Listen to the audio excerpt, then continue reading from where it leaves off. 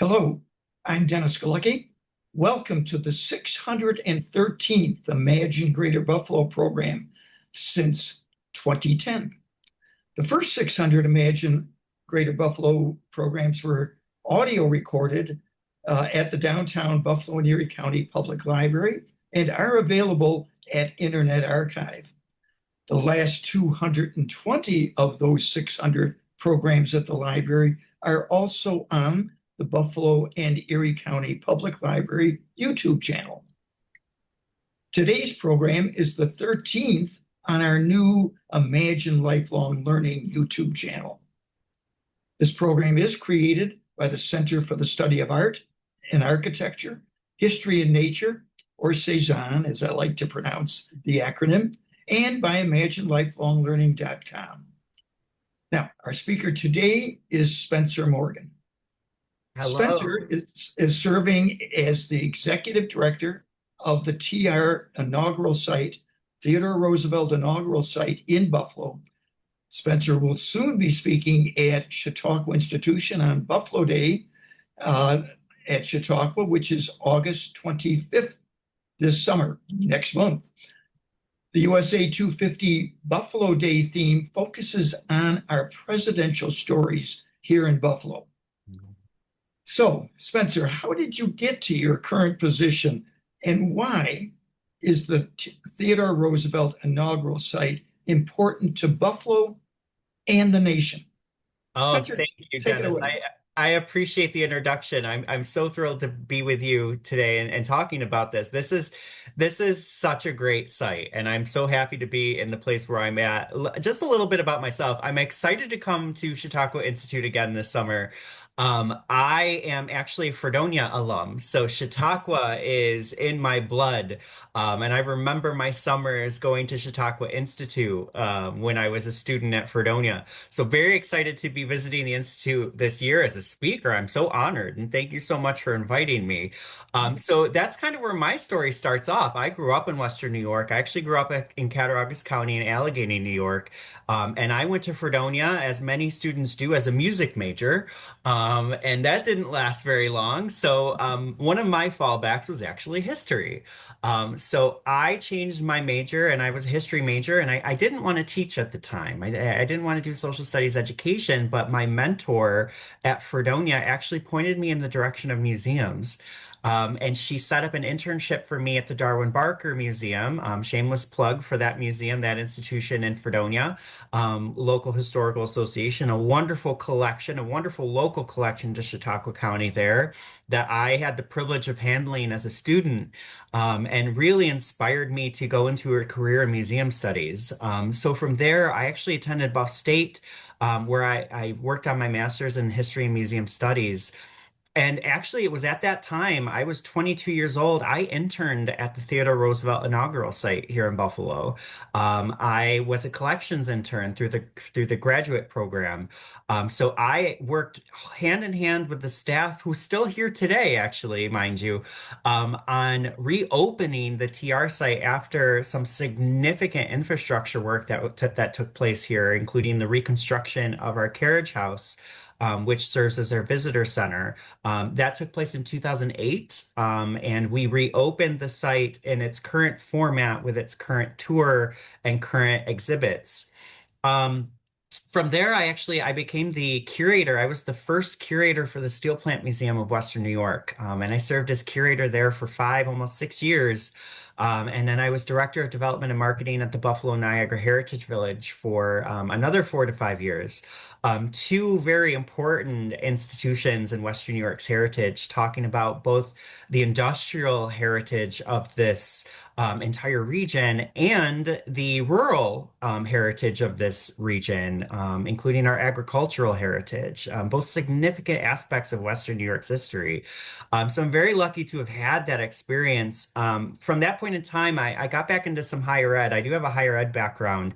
I was an RA, a hall director, you name it. And I actually ended up as a grant writer for Villa Maria College for a brief period of time before I returned to Fredonia and worked for the Fredonia College Foundation as a major gift officer.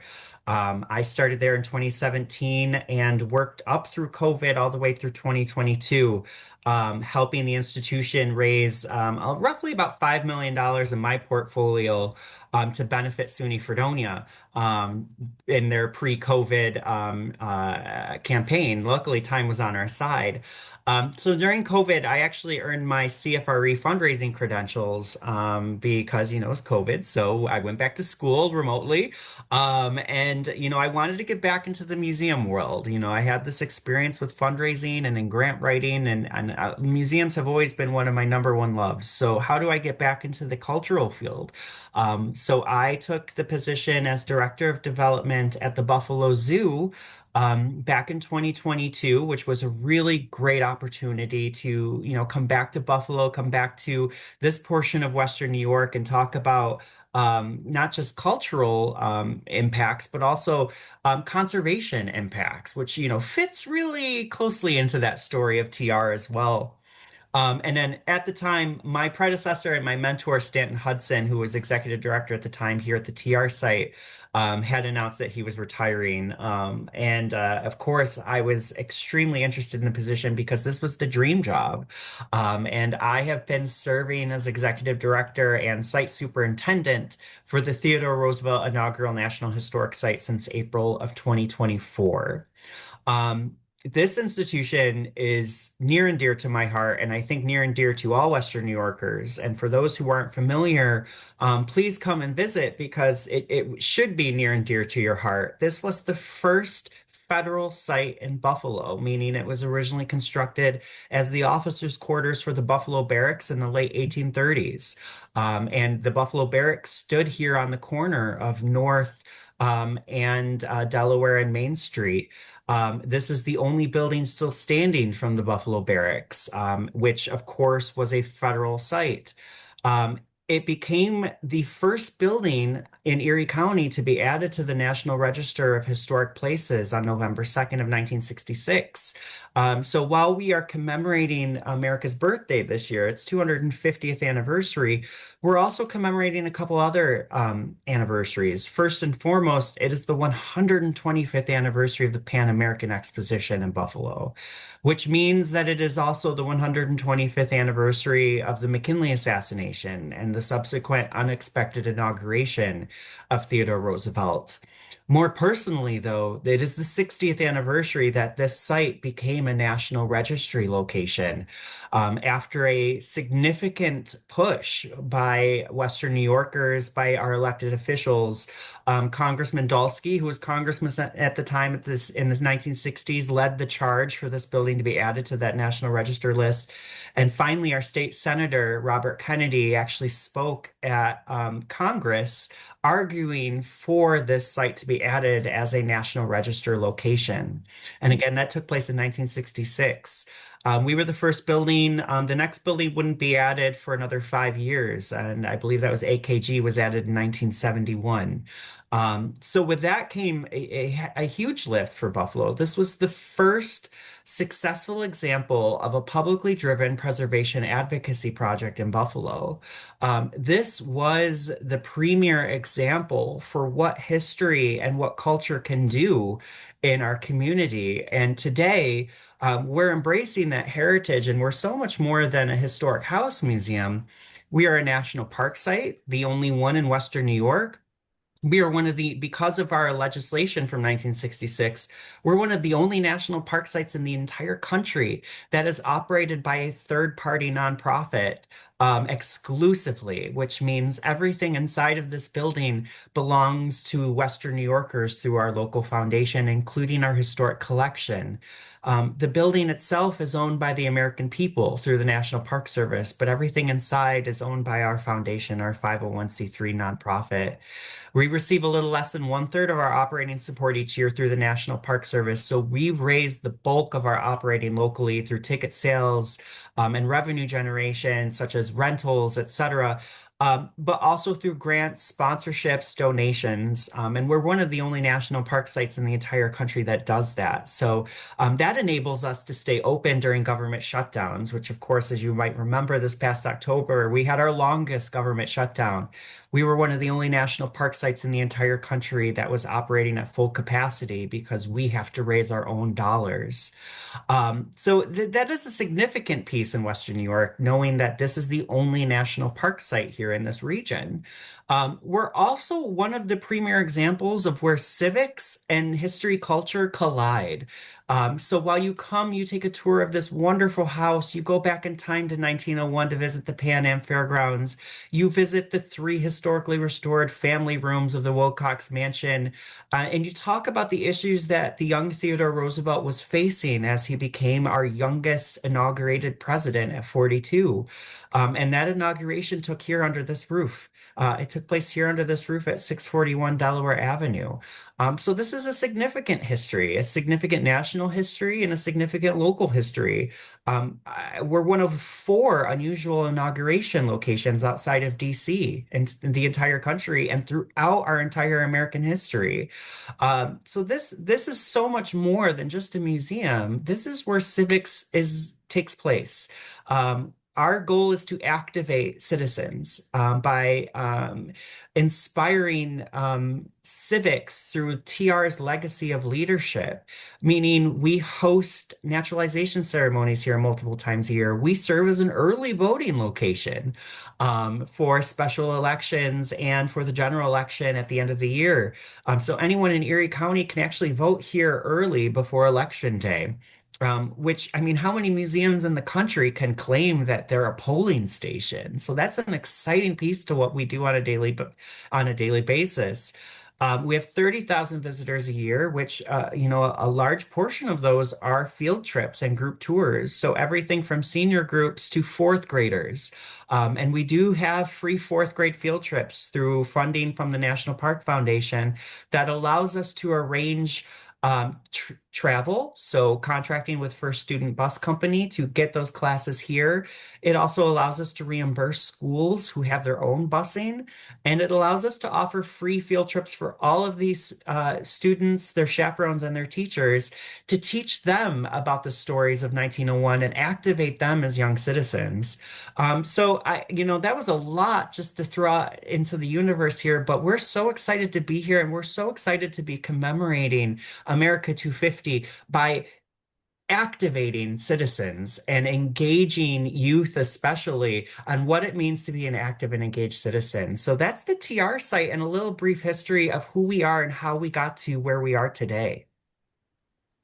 Because one of the things I want to really emphasize that I find amazing is your teaching mechanism. The whole exhibit is designed to teach people of all ages, but especially kids, that the problems Theodore Roosevelt had to deal with when he got inaugurated sound very much like the problems we have today. And you do an incredible job in that exhibit of demonstrating that. Can you get us to that Sure. point and show us what I'm talking about here? Sure. So I'll do my best here.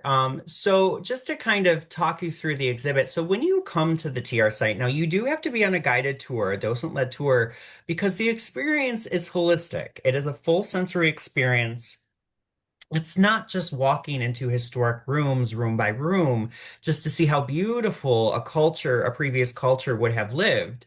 It's so much more than that. You have to remember that TR had been assemblyman here in New York State. He was governor of New York State, and he wasn't well liked by the political elite at the time. We're going from the Gilded Age into what would be referred to as the Progressive Era. So we're talking about some really specific issues that we were as a country grappling with in 1901, very similar to the issues we're grappling with in today's era. I would actually argue that even though our exhibit and our tour dates back to 2008 when Obama was first elected president, The tour itself is far more relevant to what we're experiencing in today's political climate, because this is where the birth of the modern presidency took place. Now, what does that mean? TR, of course, is identified as a progressive.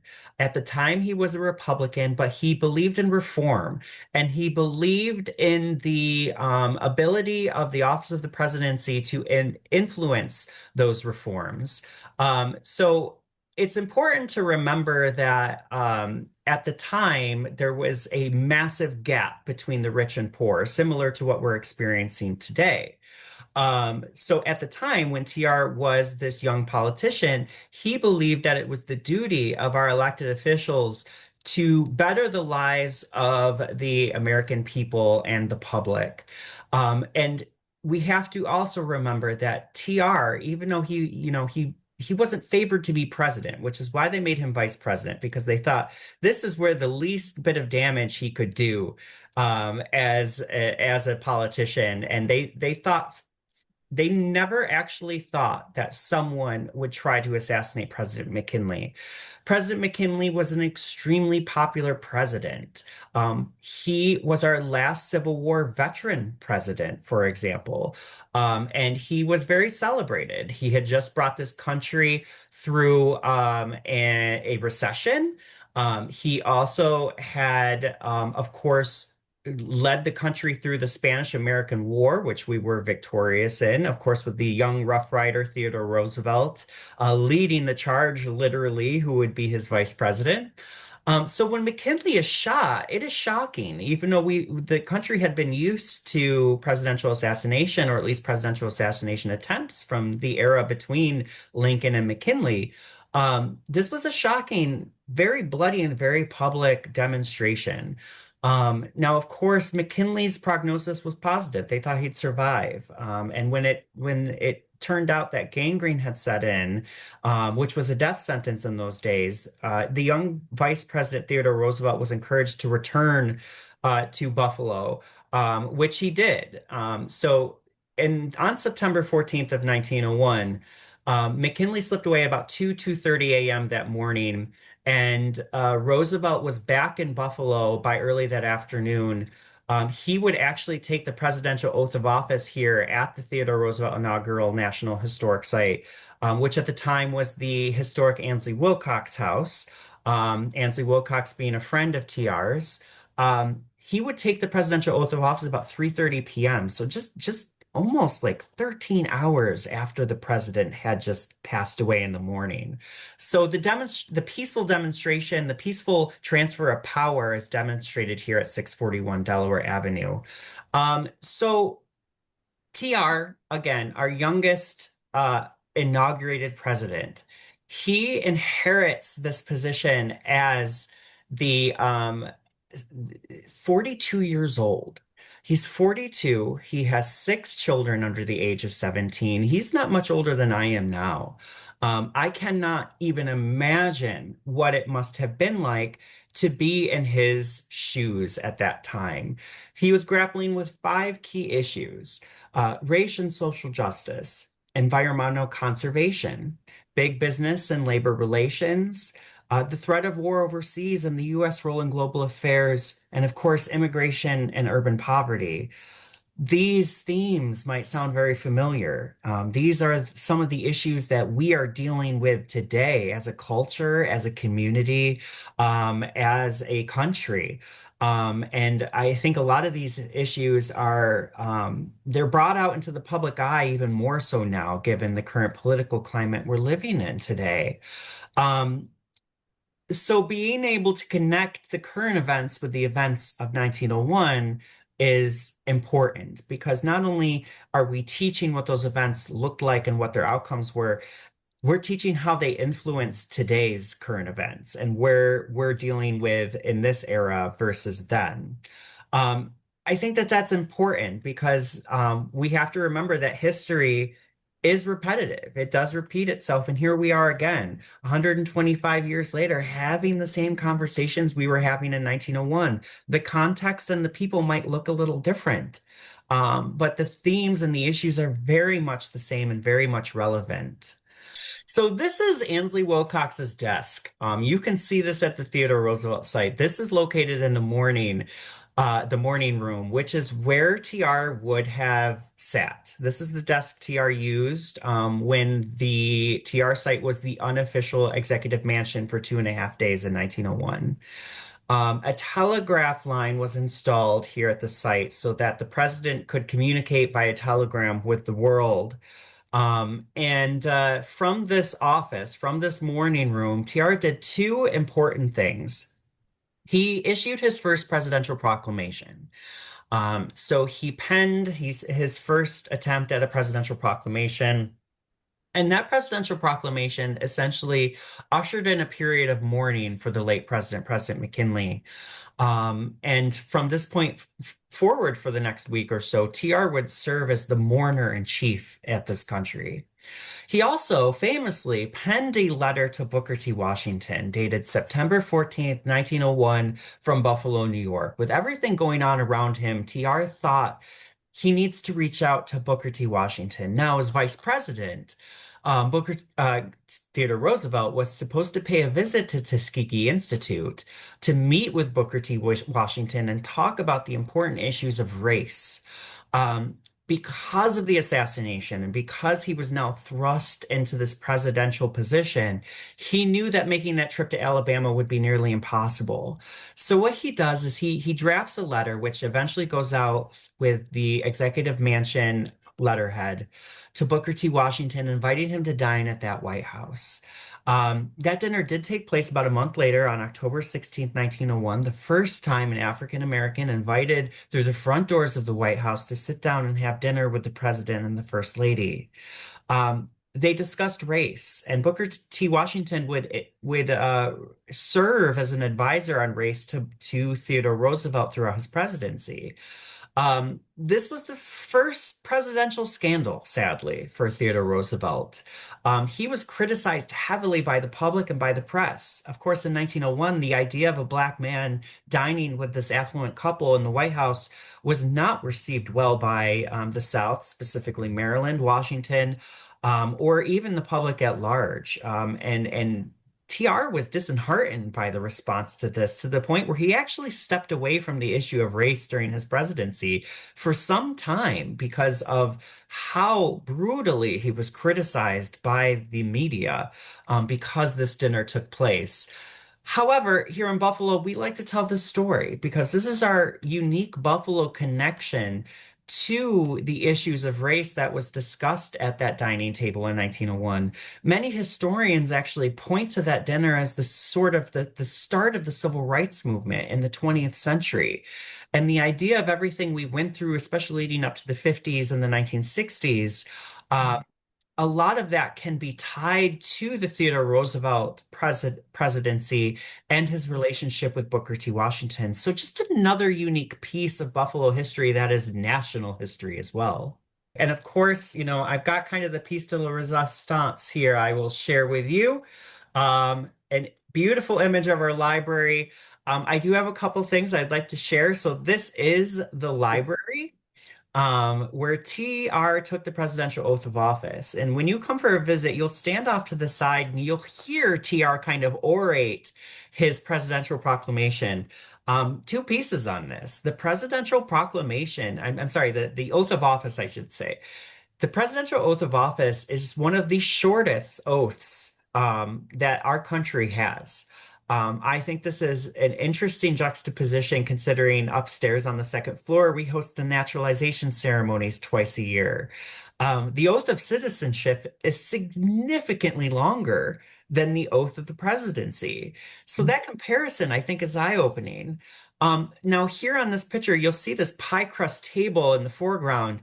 Now, Mrs. Wilcox, being acutely aware of the historical significance to the event that was taking place in her library, she knew that people would want to know more about what happened in this house. And she actually marked the spot where TR stood when he took the oath of office with that small table.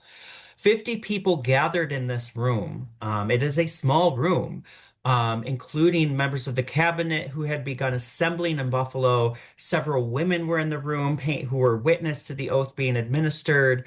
And a local judge actually administered the oath of office to the young president. What a lot of people don't realize is that there's no photograph of TR taking the presidential oath of office. In fact, he didn't want a photograph taken because he believed that it was unbecoming since we were a nation in mourning after the late president. There were two photographers in this room who were vying to take the official portrait. Now we have to remember they didn't have cameras on their cell phones back then. They didn't have cell phones. They had those big box cameras, right?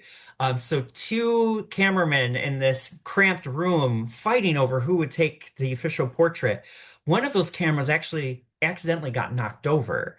And TR being TR, and you will hear this in the audio in that room. TR being TR, he got miffed and kicked him out. So that's why there's no official photograph taken of TR taking the oath of office in this space. However, we do have a photograph taken later that afternoon, which is how we were able to restore the room to look. And several sketches were done and circulated to the media that day. One in particular we use, and you will see on your tour. We like to refer to this sketch because it depicts local celebrities as well as members of the cabinet who are in the room, but it also depicts the several women who are in the room. The other images depicting the oath of office do not have an image of a woman being present, which is not historically accurate. The other piece we like to talk about in this space is the preservation work that was done on this house. Now, I might have mentioned that it was added to the National Register in 1966.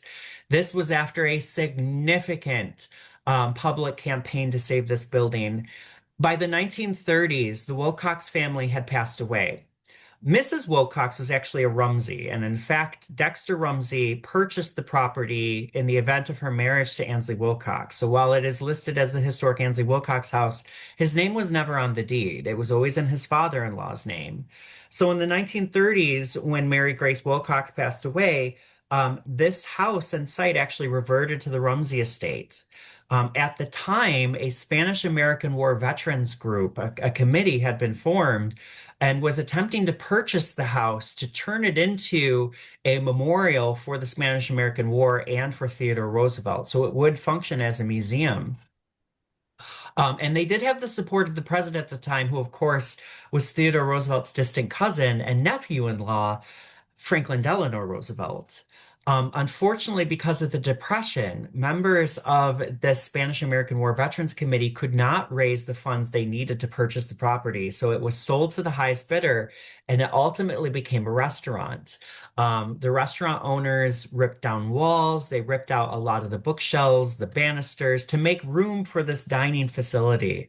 And through the 1930s through 1959, this was a major restaurant, both on the first floor and second floor, and anyone who was anyone had their wedding receptions here. So we think having the community in this space, dining publicly, led to the public support to try to save this building. By 1959, the restaurant owners had passed away, and this was on the market again. And it actually was abandoned, became somewhat derelict before Benderson Development purchased the property with the intention of expanding the footprint as a restaurant. It was at that time that the people of Buffalo realized that they had lost a significant cache of architectural gems. Delaware Avenue was under redevelopment. A lot of those mansions that line Delaware Avenue leading up through Allentown and leading north had already been deconstructed to make way for mid-century modern business construction, gas stations, you name it. We had lost the Frank Lloyd Wright designed Larkin building in the 1950s as well. So there was a huge push now from the public to say, wait, we're losing our history. The Milburn House, which was torn down in the 1950s, was structurally unsound. And Canisius High School, it is now their parking lot, sadly, but that was the site where President McKinley had died. So we no longer even had the house where McKinley had died still standing. So the public knew that this building had to be saved because this is one of those unique locations where a president took the oath of office following an assassination. And even 5 feet away from this window here was a Bank of America had been built in the mid-century. So literally development had been encroaching on this property. So an advocacy project was launched. There was a march up Delaware with picket signs, Save the Wilcox Mansion, and the people of Buffalo inundated the Secretary of the Interior's office with a letter writing campaign to save this building. And it actually took 3 passes of Congress to pass its enabling legislation. And I don't believe it was until Robert Kennedy spoke to Congress that it finally passed. One witness to that speech of Kennedy's actually referred to this as the ghost of Dallas, because we have to remember in 1963, of course, the Kennedy assassination and the unexpected inauguration in Air Force One on the Dulles tarmac. At the Dallas tarmac. That was recent in our history. It had just happened. So this idea of saving this building because this is where a vice president stood and took the presidential oath of office was significant at that time. So luckily the house was saved. It was purchased. The junior league stepped forward with a $50,000 pledge, the equivalent of about $450,000 in today's market value, to save, restore, and maintain this house. The foundation actually was morphed from this committee that was originally formed in the 1930s. Some of those Spanish-American War veterans were still around in the 1960s, and that committee turned into the Theodore Roosevelt Inaugural Site Foundation, which was our determination was in 1968, and that foundation operates as the 501c3 for this site to today, and employs myself and all of our staff and operates the site today. As a nonprofit partner with the National Park Site Service. Although we are a full unit of the National Park Service, we are one of the only units in the entire country that is not fully funded by the national parks, and none of us are national park or federal employees. So it has an interesting site, not dating back to when it was the Buffalo Barracks. And of course, it's on the register as the location where a president took the oath of office. But the history and the political history is deep here. The civics history is prominent here and continues to this very day.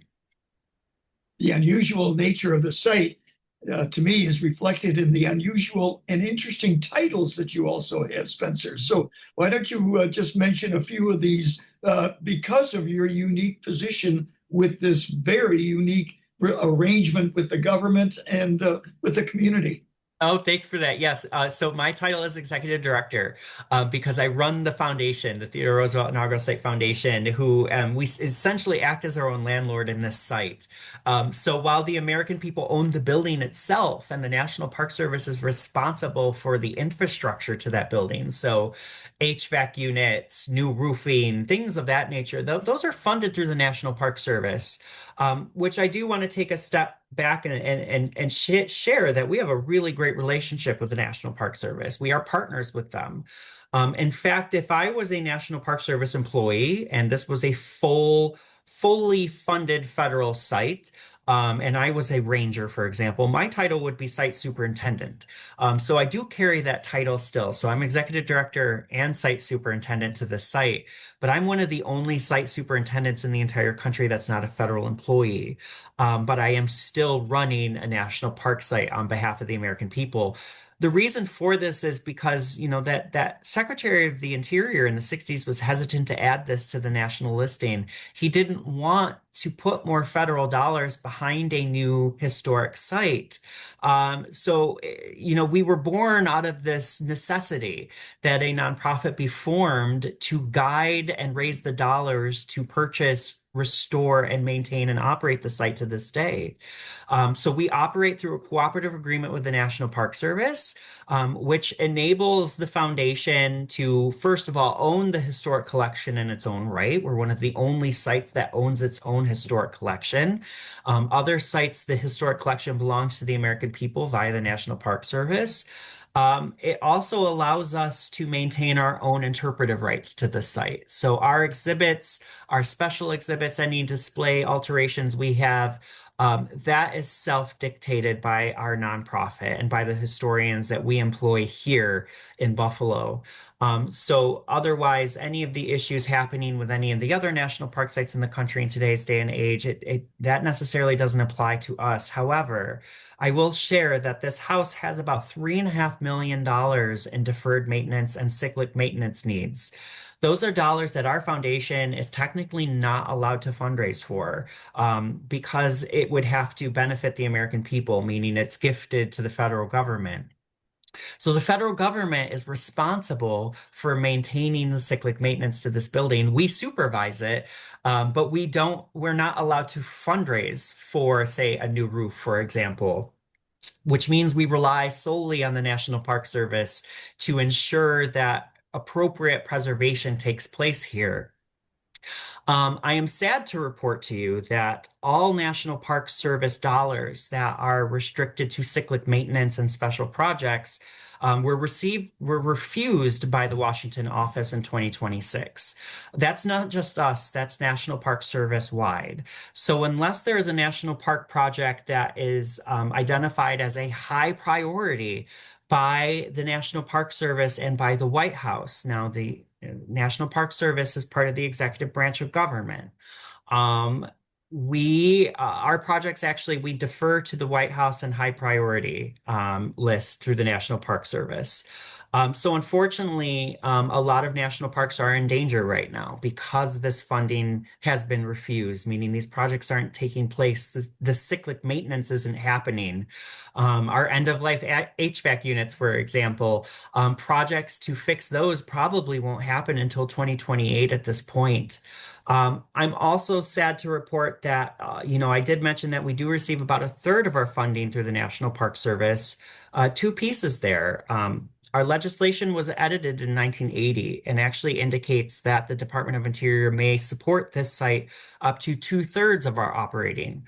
Unfortunately, that support is a little less than 1/3 of our operating. And we have been advocating for an increase there and have been working closely with Congressman Kennedy and his office on securing those operating dollars. Our operating dollars for 2026 have yet to be received. They are actually going through a process now of approvals through the Interior Department. I feel pretty confident to share that we are the only national park site in the entire country that has not received our operating support from the National Park Service in 2026 to date. We anticipate that funding coming in sometime between now and the end of September. But our budget is tight right now, so it's not a great time for us financially since we're working through reserves until we receive this operating support now. That said, anyone can support the site by visiting our website. It's very easy. It's trsite.org. That's trsite.org. And you can make a philanthropic gift to our organization or become a member or rent our space or purchase tickets for you and your family to come and visit and support this really interesting and exciting site that was developed as a means to promote history, to promote national history, and to promote civics as a true partnership between the American people and the federal government, and as a cost savings to the American people and our local audience. And that's who we are and what we do. Quite a bit indeed, Spencer. Thank you. And I'm sure you've got a special relationship with the other Theodore Roosevelt sites around the country to put the whole story together and make it a great journey. I'm sure for Theodore Roosevelt enthusiasts, they need to stop at all these sites to get the whole picture, I would think. If I may share, we call them TED Heads. So we're all called TED Heads. We are part of what's called the Theodore Roosevelt Association, which was founded by Congress in 1919, the year of TR's death. The association was established. Now, these were the days before presidential libraries were standing. The idea of a presidential library is fairly new in concept. And actually, in the day, Congress would form an association and enable it to maintain the archival and legacy piece of each president. So the Theodore Roosevelt Association, I believe its enabling date is 1920, but it initiated right when the president died in 1919. That Theodore Roosevelt Association is still around today. I serve on their advisory council. They're still very active. They're based in Oyster Bay, which of course is the home of Theodore Roosevelt. Sagamore Hill, we have a very close relationship with. That is a full national park site on Long Island in Oyster Bay. That is TR's home, and his summer White House, is what it was referred to. We work very closely with them, and of course, the Theodore Roosevelt birthplace in Manhattan, that is also a national park site. So the three of us are the national park sites in New York State that tell the Theodore Roosevelt story. We also partner very closely with the Women's Rights Museum out in the Finger Lakes. They are our closest national park site. So any issues we have from a facility standpoint, we work hand in hand with that national park site out there. And of course, we have a great partnership with ROVA, which is the FDR Roosevelt site, Hyde Park, and the Van Buren National Park site. That is one national park site, and is managed under a single site superintendent. And we work closely with that site superintendent through our cooperative agreement and any funding questions. But nationally, the TRA is busy, as you can imagine. We opened the Presidential Library for Theodore Roosevelt in Medora, North Dakota on July 4th. This presidential library has been a long time coming. This has been in the works for many, many years to establish a presidential library for the late Theodore Roosevelt. And to do it you might say, why North Dakota? But of course, if you know your history, you know that when TR's first wife passed away and he was a young assemblyman in New York, he left his daughter with his sister and he moved out west to become a rancher. And he built a ranch out in North Dakota and he was not a successful rancher. But he does claim that had he not had that experience as a rancher out west, he would have never have become president. So it became a natural location for two things. First, Dickinson University, in Dickinson, North Dakota, is home of the Theodore Roosevelt Center, which acts as an archival resource for anything related to Roosevelt. In fact, our entire collection has been digitized and is accessible both in New York Heritage and at the Theodore Roosevelt Center in Dickinson University, and also where they constructed this new presidential library and museum. Of course, we're a stone throw away from Theodore Roosevelt National Park and Mount Rushmore, which of course bears the image of Theodore Roosevelt. So they're building sort of a TR triangle out there that you can visit and travel from state to state to visit the national park sites significant to the Theodore Roosevelt name. So yes, we work very closely with the TRA and our Theodore Roosevelt, our Ted Head brethrens. In fact, the Ted Head Conference, the Theodore Roosevelt Association annual meeting, will be at the Presidential Library in Medora, North Dakota, this Indigenous Peoples Day weekend, Columbus Day weekend in October. So that we're looking forward to visiting the library then. I have to ask then, is there any future conference with the Ted Head group here in Buffalo and that you can imagine? There could be. We actually hosted one in 2022. So we're not due here for a couple different cycles. However, I do want to share, just through a partner, the Association of Abraham Lincoln and Mary Todd Lincoln Reprisers. Their annual meeting will be in Buffalo in 2027. So while we might not have TRs and Ediths wandering around Buffalo in 2027, we will have some Lincolns wandering around. So that's just to whet your appetite until the TRA does come back here to Buffalo in future years. That's just what it does, Spencer. Thank you. Whet our appetite. Spencer can be heard again live with a condensed version of this program with the highlights at Chautauqua on Buffalo Day. Folks, this is the 17th annual Buffalo Day. The focus is on Buffalo's presidential story, but it also includes that we've added for the first time a naturalization ceremony at 1 p.m. in the AMP. Our county executive will be welcoming everybody, and be a participant in the Roosevelt Rumble that he'll have with a young woman that he just got married with. So that should be an interesting fact. One taking FDR and the other Theodore Roosevelt, TR, and debating, I guess, their importance, significance, which one had more influence on the American psyche. We'll find out on Buffalo Day what that debate is all about. But Spencer, great job of giving us a tour of your site. I encourage everybody take a check of your website and see how you can be supportive of this very unique cultural treasure that's in our midst. We have many.